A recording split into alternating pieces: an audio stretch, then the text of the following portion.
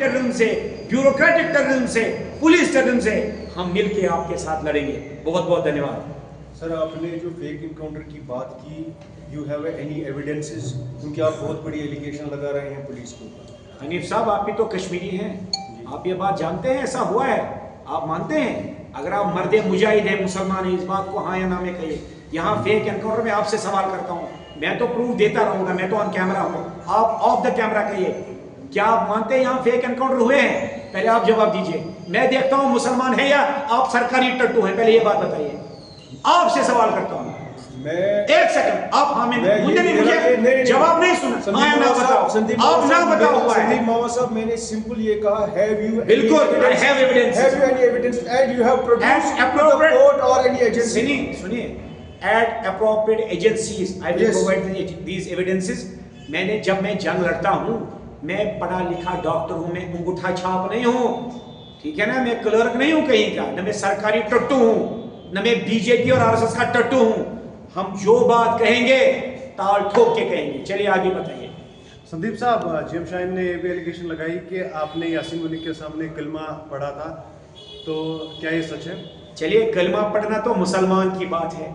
अगर वो मानता है यासीन मलिक तो पहले एक आतंकवादी है, वो कोई मौलवी नहीं है। अगर मुझे इस्लाम भी कबूल करना होता तो मैं मौलवी के सामने करता।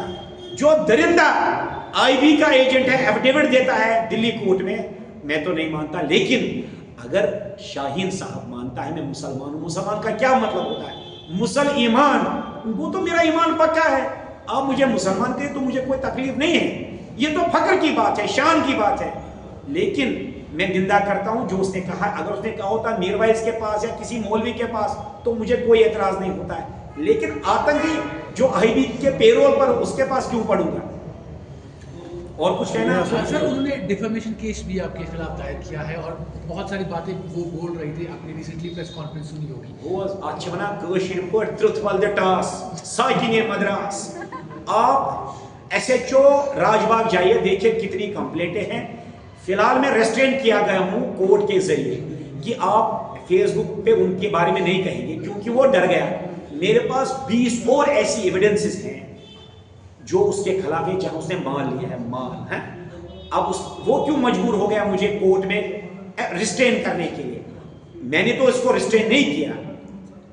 सही फोरम पे जो भी मैंने कहा है, मैं खुदा को हाजिर नाजिर जान के, अल्लाह पाक को हाजिर नाजिर जान के, भगवत गीता की कसम खाता हूं, मैंने जो भी कहा ईमान के लिए सच कहा, सच के सिवा कुछ नहीं कहा। चलिए।